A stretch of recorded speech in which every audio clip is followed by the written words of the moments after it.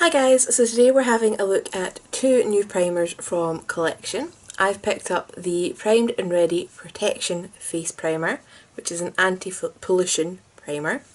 I've also picked up the Incredibrow Brow Primer, which is something a little bit different.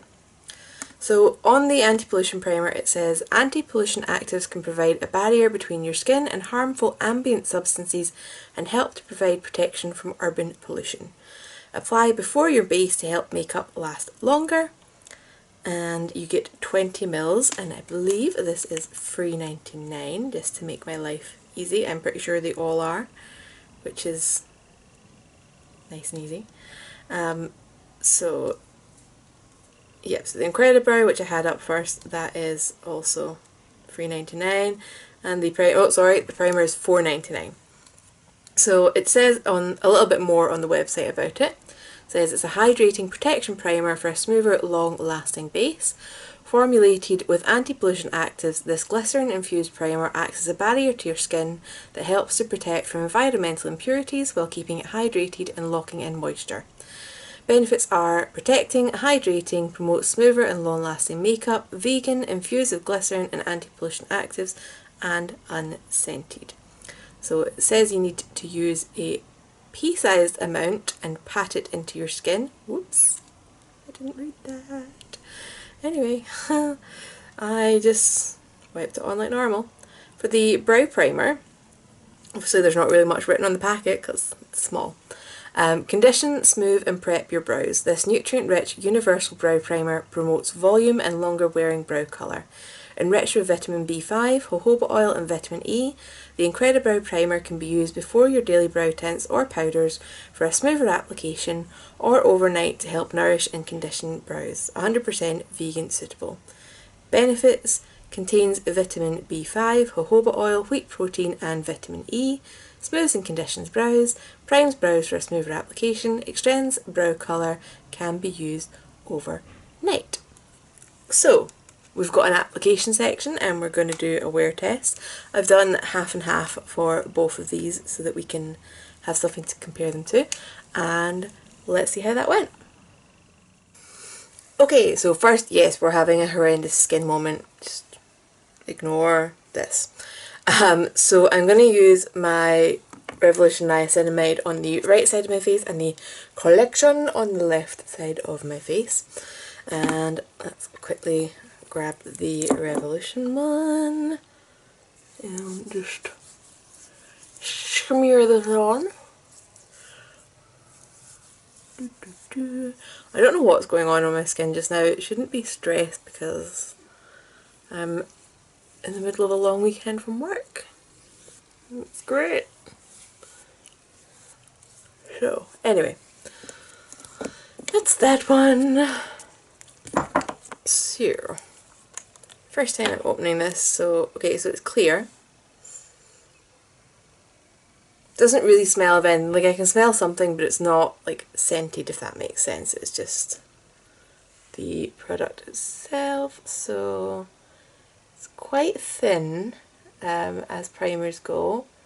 You can see that it's starting to run down, so let's see. It does say it's suitable for vegans, so there you go. Doesn't list the ingredients on the packet, but they'll be on the website. Okay, so it feels like it's thickening slightly, as I rub it in, so that's good.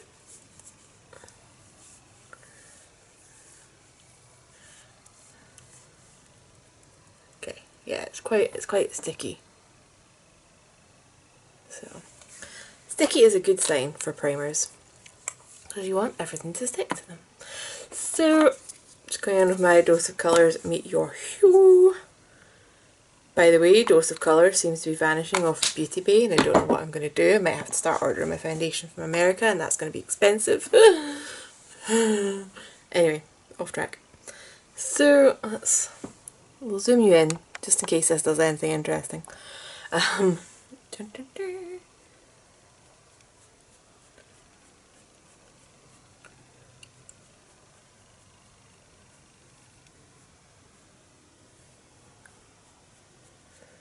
Okay. So it looks like it smoothed out my pores a bit actually, which I didn't expect with the consistency that it had. Right, eyebrow hair, go away. Don't know where you came from, go away. You guys see that? My pores actually look nice and smooth. And obviously if I keep zooming in you will see them, but they definitely look smoother than, you know, day-to-day life. But yeah, so this is still blending well, even though it had that nice sticky finish. I always expect if something's too sticky that blending's going to be a pain, but that seems to have been the right balance.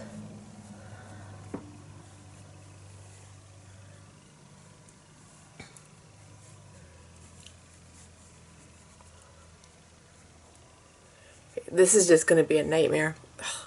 Right, anyway. Quickly get the other side done.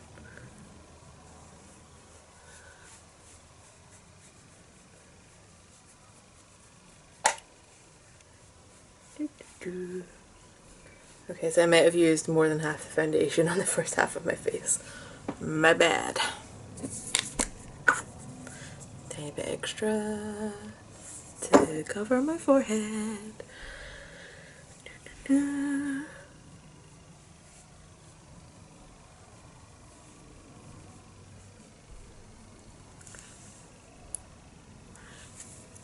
Clear off my lip balm. And do the lip area. Okay, so finish wise, this maybe looks a little bit smoother. You will zoom in closer. I can see. Yeah, so that's got a nice coverage. Let's see if it's just to do with whether I did use more foundation. So add another tiny bit more.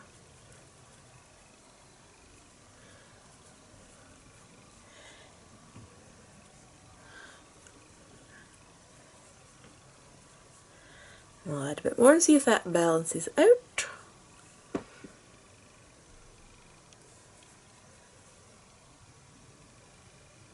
Now this one looks smoother.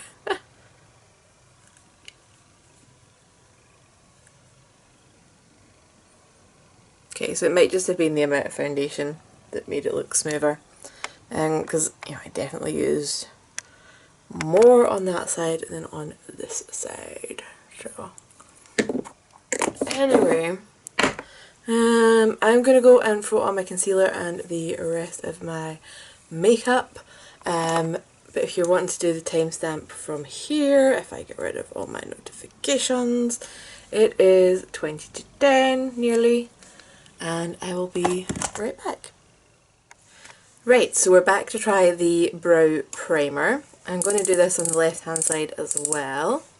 So it's got this wee rubbery brush, which is very soft, and I feel like we're getting close to product coming out, so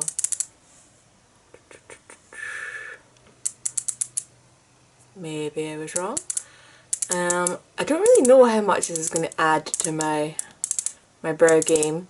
It's meant to condition your brows, which I guess is always going to be nice. It does say it's going to help for a smoother application of brow products, but I like how mine go on anyway. That's why I use them. So yeah, we'll see if it ever comes out.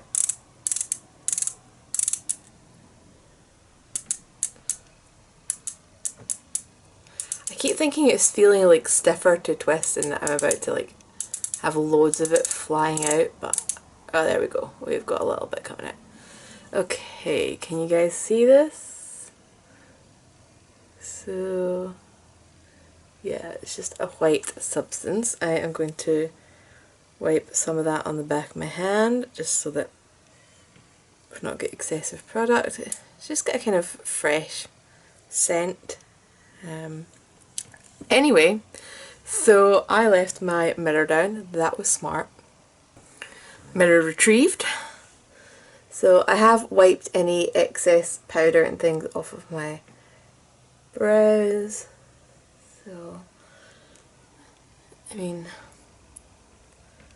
I feel like if nothing else, if you weren't using other brow products, this is going to make them look a bit more groomed anyway.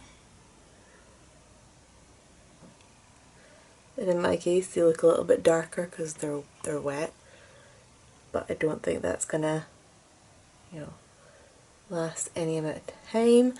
I kind of wish this was a smaller applicator because, I don't know, I kind of feel like I can't, I don't want to say style my brows, but I tend to kind of neaten them in towards the centre, which I'm not able to do with that applicator.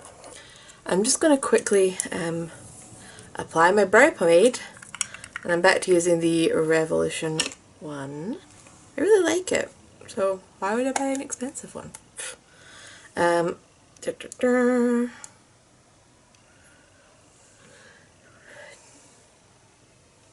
Okay, it feels dry already.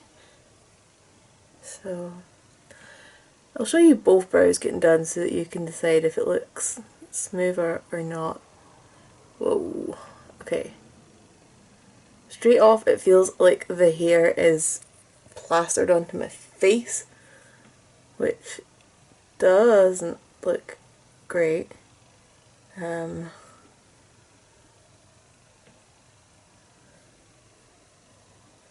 kind of feel like this is looking more artificial because the pomade isn't getting in between the hairs.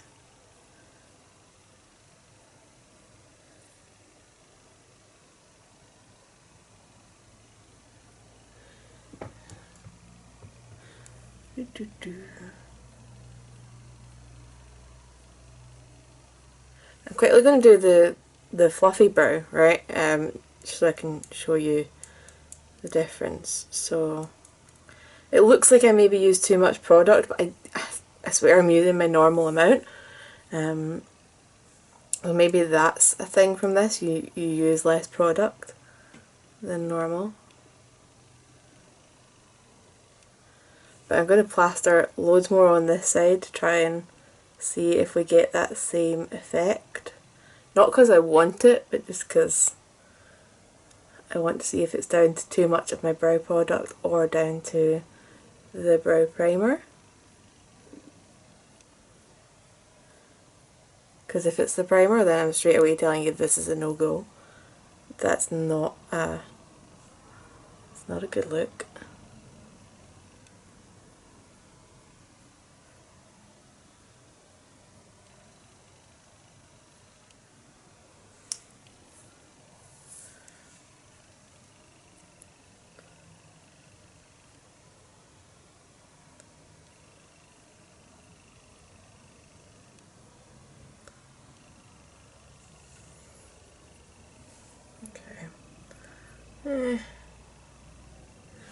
Right, I'm just going to zoom you in so you can see what I'm saying. This looks awful now because I've used far too much product trying to fool around with this.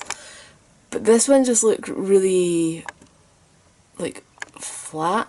Ooh. I don't know, it just looked really flat. Do you guys get what I'm saying? Like, I know laminated brows are a thing, but that somehow just looks bad. And I know I need to tweeze a bit more around the tail of my brow. Just ignore that. Compared to this one, we've got just a bit more movement, a bit more texture, a bit more hair compared to this. So, I mean, I guess it depends on your taste. But my straight up first recommendation if you're trying this is use less brow product than normal, because yeah, it's going to look heavier with that primer basically. So I'm just trying to even the shape of these out. Still going to hate them, I think. I'm going to see if I've got a spoolie. Found a spoolie. Kind of relieved. So, let's see if we can remedy these brows, because I still need to go out in public with these. Not that public, we're still locked down, but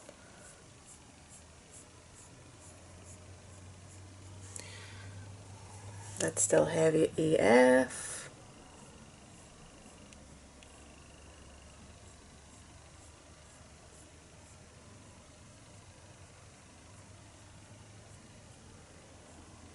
Okay, so I've used a spoolie and I can bring the hair appearance back slightly on this one. This brow is just scaring me now.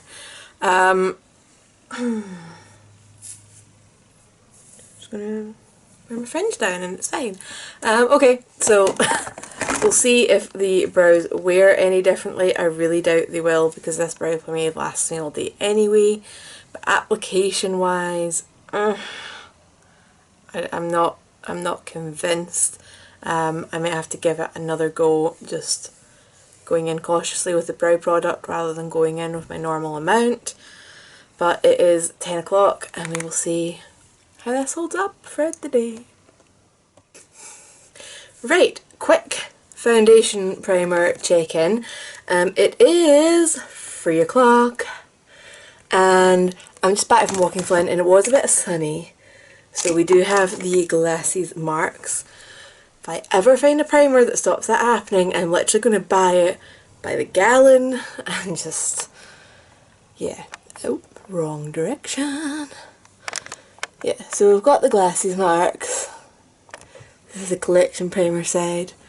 This is the Revolution primer side. So they're pretty even on that particular way. We've got a little bit more oil on the collection side than on the Revolution side. However, got to bear in mind, this is sold as mattifying, this is not. So, can't really hold that against it, I just wanted something for comparison. So, we're looking pretty good, we're still looking pretty smooth.